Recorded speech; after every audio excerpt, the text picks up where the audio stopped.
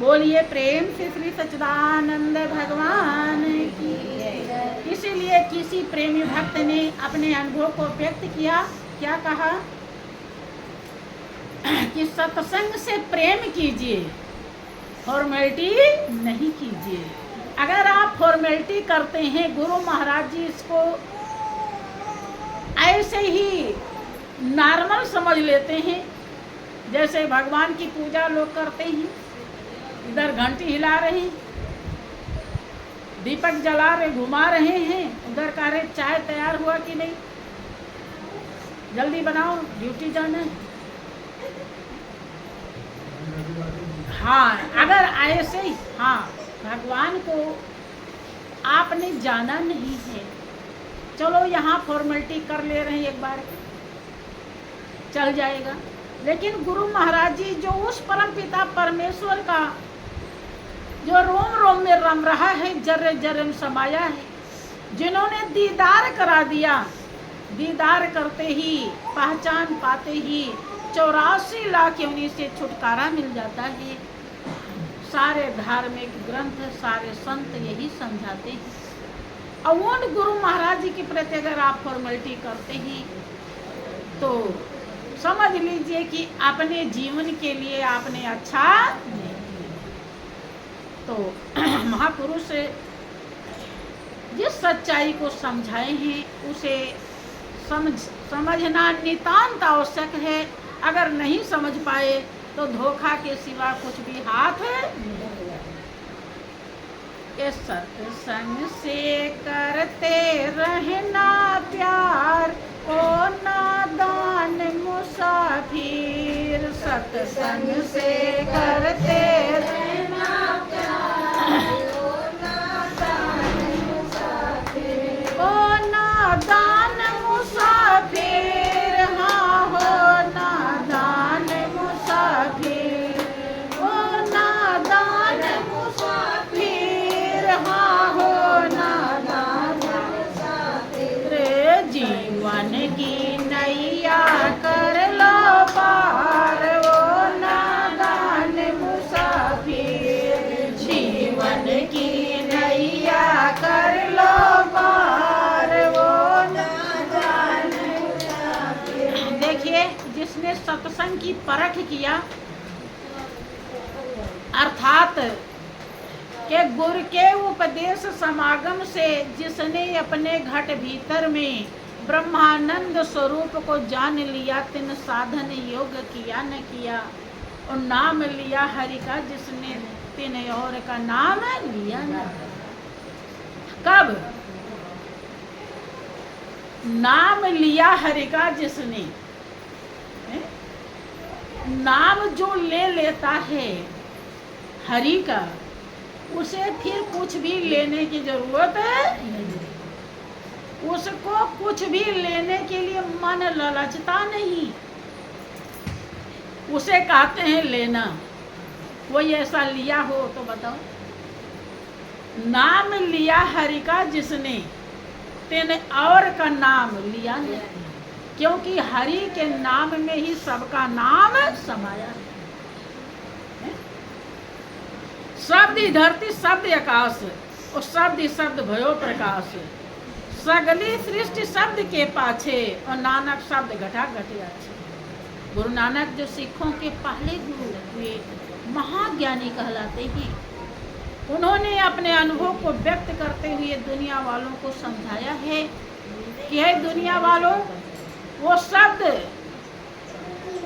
प्रभु का ऐसा सच्चा नाम है जो बिना जीभ और तलवे के लिया जाता है। बिन जिभ्या बिन तालवे अंतर सूरत लगाए, ऐसा सुमिरन जो करे भव सागर तर जाए। ऐसा कहते वेद पुकारी रे, कोई सुमर देख नर नारी।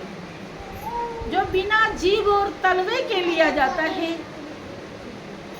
परमात्मा एक है, उसका सच्चा नाम भी एक है। उस सच्चे नाम को जो सुमिरता है, 33 करोड़ देवी देवता सबका सुमिरन हो जाता है, क्योंकि सब उसी एक में समाये हैं। जैसे जड़ के अंदर पत्ता भी है, तना भी है, फूल भी है, फल भी है, सब कुछ है। ऐसे नाम के अंदर ही पूरी दुनिया, पूरा सब देवी देवता, यहाँ तक कि वो नामी भी नाम में समाया है। तुलसीदास जी दावा करते हैं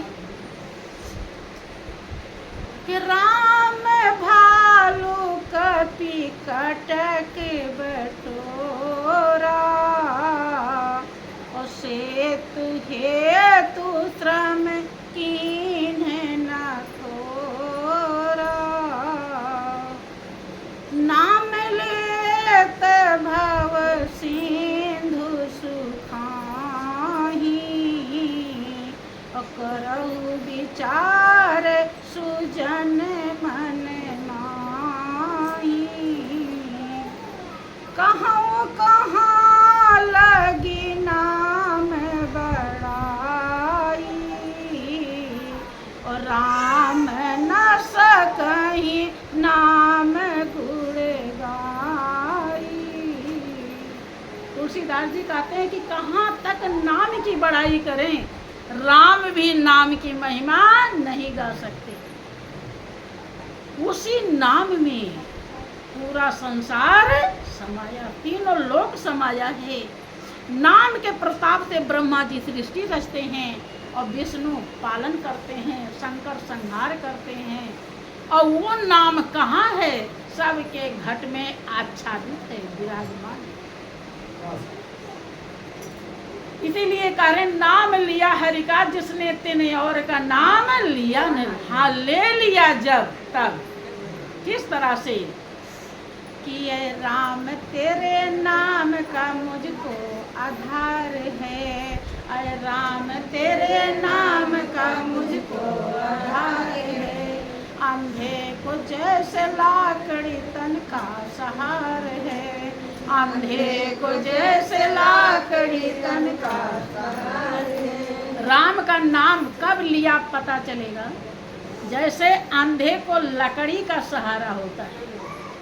अंधा सब कुछ भूल जाता है, लेकिन क्या लकड़ी भूल जाता है?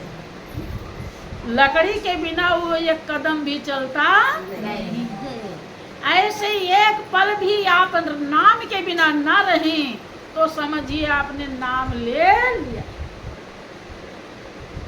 अब गुरु महाराज जी दे तो दिए हैं, लेकिन अगर आपने लिया नहीं तो क्या फायदा करेगा? बताइए। नहीं। इसीलिए कहते हैं सत्संग से करते रहना प्यार ओ नादान मुसाफिर। जब तक सत्य का संग, परमात्मा का नाम भी सत्य है, स्वरूप भी सत्य है, धुन भी सत्य है, अमृत भी सत्य है, सब मिला के परमात्मा कहा जाता है। और वो ही प्रेम करने के काबिल है। ध्यान से समझिए, क्योंकि किसी से आप कोई, देखिए आप मकान से प्रेम करते हैं तो ये भी धोखा है। आप समझ रहे हैं ये मेरा है, लेकिन ये किसी का हुआ नहीं। क्या चुन चुन कंकड़ महल बनाया, बंदा कहे घर मेरा, और ना घर मेरा ना घर तेरा, चिड़िया रैन बसेरा। ये धोखा है। अगर हम समझते हैं कि पत्नी मेरी है, ये भी धोखा है। अगर हम समझते हैं पति मेरा है, ये भी धोखा है। दुनिया के कोई भी व्यक्ति वस्तु है, अगर हम उसे समझते हैं कि मेरा है, तो हम धोखे में पड़े हुए हैं, भ्रम में पड़े हुए हैं। क्योंकि मेरा कुछ और है और जो मेरा नहीं है उसे हम मेरा समझ। इसी धोखे को समझाने के लिए, दर्शाने के लिए महापुरुष आते हैं और ये सत्संग निर्मल बनाता है। जब सत्य का संग हो जाता है तब ये धोखा अपने आप समझ में आ जाता है। लेकिन समझ में कब आता है? जब प्रेम करते हैं। किससे? सत्संग से, सत्य के संग से।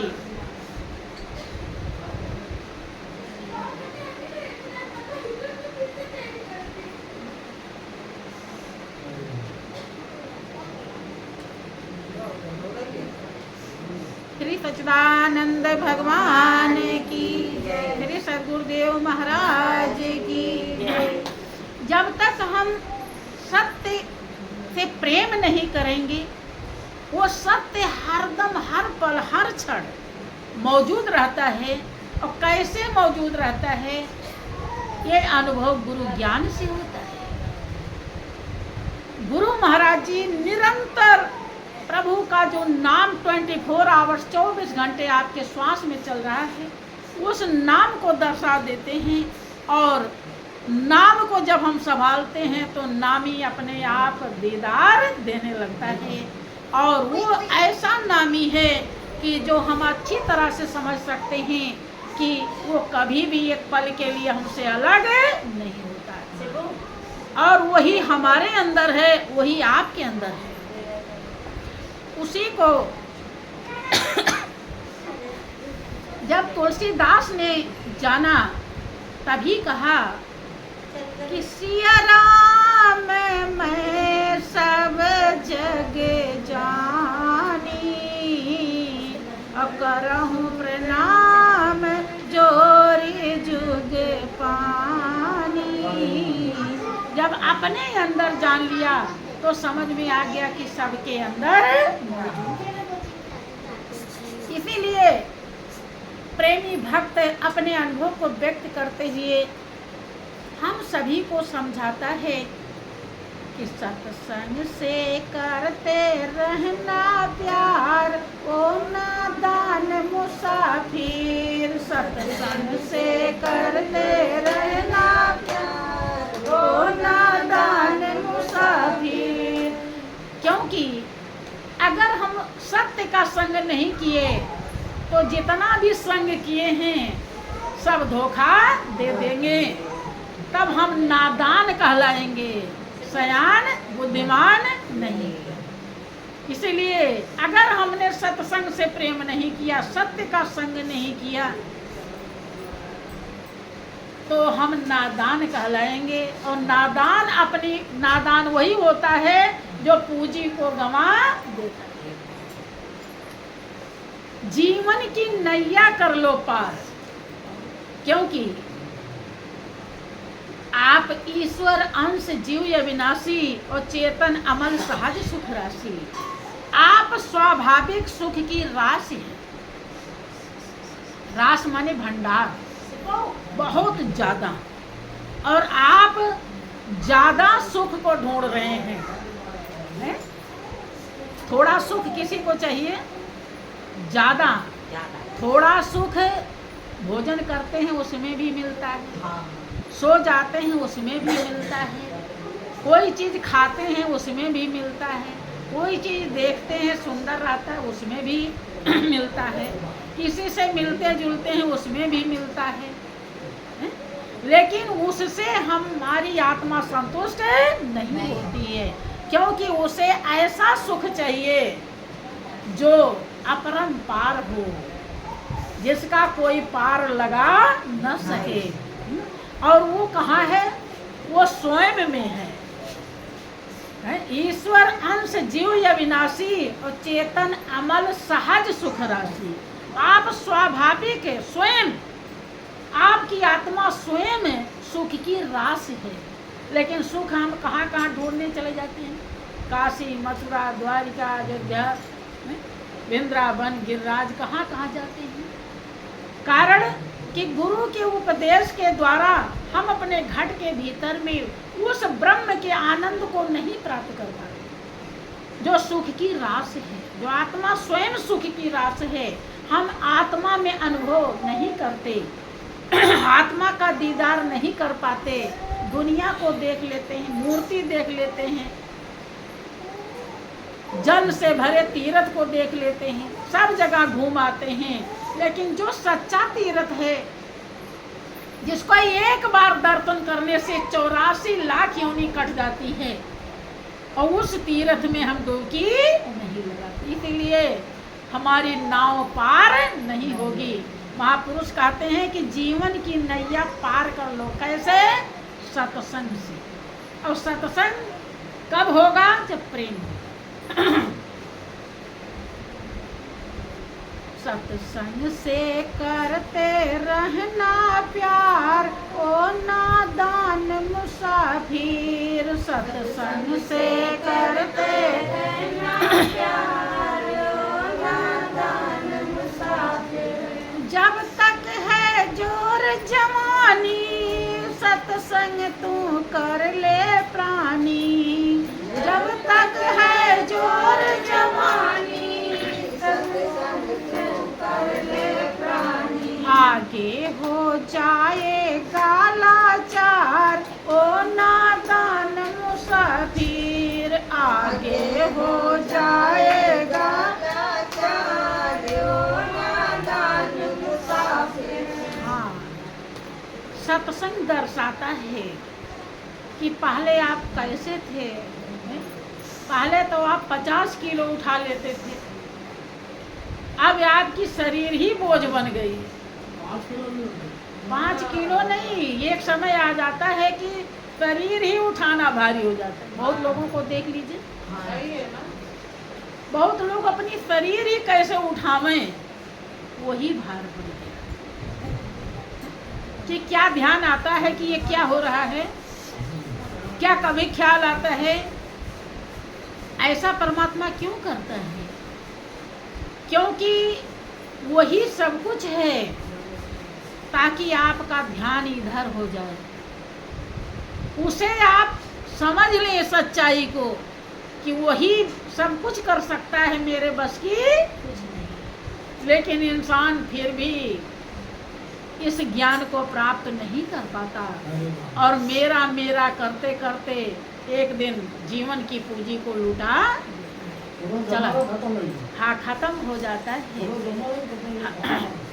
तो इसीलिए कहते हैं कि जब तक जवानी है, बुलावा गया तो आप सत्संग में भी आ गए, आप ध्यान में भी घंटा 2 घंटा बैठ सकते हैं, आप कहीं भी जा सकते हैं, आप शास्त्र को भी पढ़ सकते हैं। लेकिन अगर आपके नस नस में दर्द हो रहा है, फिर कुछ सुझाई पड़ेगा, कुछ भी आप नहीं कर पाएंगे।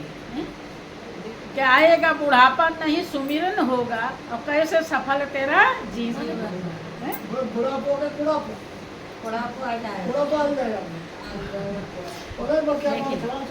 हाँ, अगर आज सच्चाई को समझा है तो बुढ़ापा का मतलब बुरा आपा, जो स्वयं को खुद को ही बुरा लगे। देखो जवानी में लोग कितना सजते हैं, 52 तरफ से अपना शरीर देखते हैं, इधर उधर से कैसे लग रहे हैं, और जब बुढ़ापा आता है तो शीशा भी नहीं देखते। हाँ हाँ, तो फिर देखिए, क्योंकि वो स्वयं ही देखो बल थक जाता है, सुंदरता चली जाती है, और लोग समझ लेते हैं कि पागल है ये, ना कोई सूर सलाह लेता, सोचता अभी किसी काम का है कि बाल बच्चे कहीं मर जा बूढ़े, अब कमाने के काबिल नहीं। हाँ, मरता ही नहीं, पता नहीं कब मरेगा।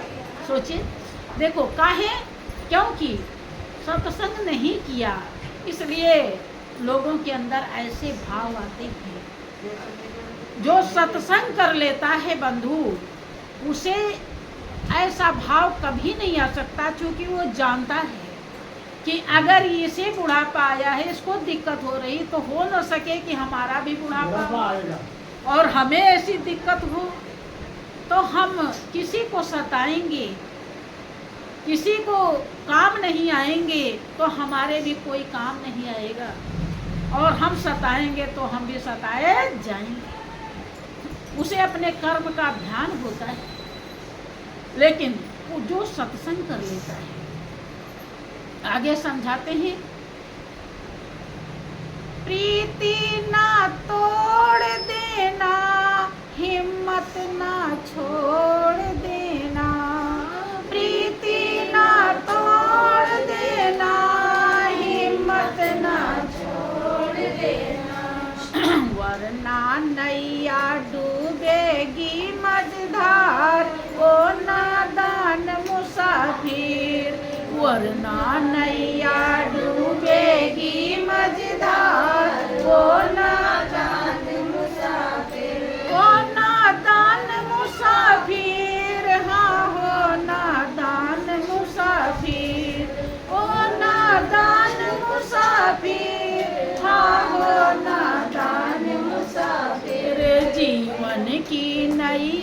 कर लो पार, वो नादान मुसाफिर। जीवन की नैया कर लो पार, वो नादान मुसाफिर। हिम्मत ना छोड़ देना। हिम्मत कब नहीं टूटती है? जब मालिक का भरोसा होता है। और मालिक का भरोसा तभी होता है जब सत्य का संग। प्रीति न तोड़ देना। चाहे जितना भी दुख आता है, देह का दुख आ गया, अचानक प्रकोप हो गया, दैविक प्रकोप हो गया, दुनिया वाले सताने लगे, लेकिन अगर सत्संगी हम सही में हैं तो हम किसी से घबराते। हमारी प्रीति मालिक के चरणों में कम नहीं। हमारा हृदय यही कहता है कि मेरा मालिक तो बड़ा उदार है, बड़ा निर्दोष है, उसका विधान ही निर्दोष है, वो कभी भी कोई दुख दे नहीं सकते। तो हमारे कर्म का और भोगवा के खत्म कर दे रहा है, ये उसकी मेहरबानी। दे दिया अभी, नहीं तो बाकी रहता तो बाद में भोगना पड़ता, तो अभी खत्म कर ले रहे हैं तो ज़्यादा अच्छा है। वो गलत अर्थ नहीं लगाता। तो प्रीति नहीं टूटती, और प्रीति जब नहीं टूटती तो नाव इस पार से उस पार हो जाती है। और नहीं तो महापुरुष कह रहे नैया डूबेगी मझधार। आगे समझाते हैं। संतों की संगत करना, दोस्तों से हरदम बचना। संतों की संगत करना, दोस्तों से हरदम बचना। जीते जी करना परोपकार, ओ नादान मुसाफिर। जीते जी करना परोपकार, ओ नादान मुसाफिर। जो सत्संगी होता है वो पारखू बन जाता है। उसे समझ में बात आ जाती है संत से क्या मिलता है और दुष्ट से क्या मिलता है, वो समझ जाता है। इसलिए वो कभी कहीं देख लेता है कि दुष्ट कोई सामने आ रहा है तो उसका रास्ता काट जाता है।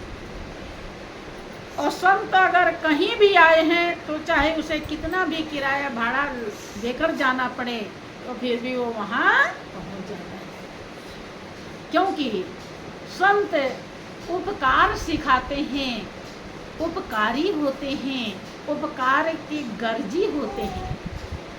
उपकार करने के लिए आपको नाना प्रकार से योग्य बनाते हैं कि ताकि आप अपनी भलाई करा सकें। आपको इस लायक बनाते हैं, ऐसा भाव प्रदान करते हैं आपके हृदय में कि ताकि आप अपनी भलाई कराने के लिए तैयार हो जाएं। और नहीं कराएंगे ही नहीं, दूर भागेंगे, जैसे छतरी को देखकर गाय भागती है, तो फिर कैसे उपकार कर पाएंगे? ये धूर्धाम के वासी अविनाशी निज मौत से जब ये आते हैं और भूले जीवों पर तब प्यारे गुरु खूब दया बरसाते हैं। वचनामृत का प्याला भर भर कर सबको खूब छकाते हैं और निज आशिक मतवाला करके अपनी फरमान सुनाते हैं। ऐसा शब्द का प्रहार करते हैं, ऐसी सच्चाई दर्शाते हैं कि जो संस्कारी जीव होता है वो जग जाता है। उसे समझ में आने लगता है कि यही मेरे हैं और कोई भी मेरा नहीं। फिर वो उनके पास बैठने लगता है, उनकी बात सुनने लगता है और उनके अनुसार कर्तव्य करने लगता है। तब निज पिंड से प्यार करा करके घट में सतरूप लखाते हैं। जब उनके शरीर से उसे प्रेम हो जाता है तब उनका वो सेवा करता है, उनके प्रति कर्तव्य करता है, तब वो उसे सच्चा ज्ञान देते हैं। भाई प्रेम ही ना हो तो पास ही नहीं आएगा, ज्ञान कैसे देंगे? दे पाएंगे? नहीं दे पाएंगे। ये संतों की संगत करना और दुष्टों से हरदम बचना, जीते जी करना परोपकार। लोग मरने के बाद बड़ा भारी भंडारा करते हैं। तो कोई माता पिता मर जाते हैं कि हमारे पिताजी का 13वीं है, खर्च है, खूब खर्च करते हैं। अरे कम ही करो, कुछ ही पंडित को जिमा दो, कुछ ही लोग को मरने के बाद जिमा दो, दुनिया को दिखाना है तो। लेकिन जीते जिंदगी बब्बा का तो कम से कम सही पेट भर दो, जो कुछ वो मांगता है खाने को वो खिला दो, घूमना चाहता है कहीं घुमा दो, तीर्थ करना चाहता है तीर्थ करा दो, दान पुण्य करना चाहता है दान पुण्य करा दो। यही बहुत उपकार है, ऐसा कर लो। हाँ, बन सके अगर उनके भाव हैं तो सच्चे संत के शरण में ले जाओ, उन्हें सच्चा ज्ञान करा दो, भजन के लिए उनकी व्यवस्था प्रदान करो, सही बिस्तर दो, उन्हें टाइम से खाना पानी दो।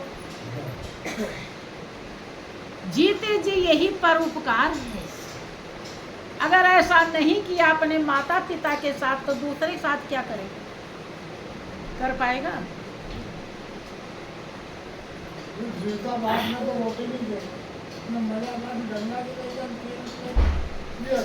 हाँ, यही सच्चाई को दर्शाते हैं महापुरुष कि जीवन अनमोल हीरा, मिट्टी में न रोलो बीरा। जीवन अनमोल हीरा, मिट्टी में न रोलो बीरा। ऋषियों ने समझाया बारंबार, ओ नादान मुसाफिर। संतों ने समझाया बारंबार, ओ नादान मुसाफिर। जीवन की नैया कर लो पार, ओ नादान मुसाफिर। जीवन की नैया कर लो पार, ओ नादान मुसाफिर। हाँ, जीवन अनमोल हीरा। हीरा अगर देखे नहीं होंगे तो नाम सुने होंगे, हो सकता कोई देखा भी। हीरा जो ऐसी धातु है सबसे महंगी दुनिया में, हीरा सबसे महंगी धातु है, इसीलिए उससे तुलना किया जीवन। यद्यपि जीवन हीरा से भी अनंत गुना कीमती है। कहने का मतलब क्यों कीमती है कि इस जीवन से अजर अमर अविनाशी सुख शांति आनंद हम प्राप्त कर सकते हैं। यह ऐसा साधन है जो शांति स्वरूप है, जो आनंद स्वरूप है, जो सुख स्वरूप है। उस मालिक में हम एकाकार हो सकते हैं, सत्य का संग करें। लेकिन अगर नहीं ऐसा किया तो ये मिट्टी में, क्या मिट्टी में न रोलो बीरा। वीर है आप, मालिक ने तो सबसे होनहार बना के भेजा और आप सबसे नादान बन गए भैया। और जितनी 84 लाख योनियां हैं वो चाह के भी भजन ध्यान नहीं कर सकती है। उन्हें कोई ज्ञान दे देगा? देने लायक है? मनुष्य है इस लायक है। लेकिन अगर ऐसा नहीं किया तो समझो ये जिंदगी मिट्टी में चली जाएगी और फिर ये मिलने वाला एक बार मिला है, फिर दोबारा नहीं।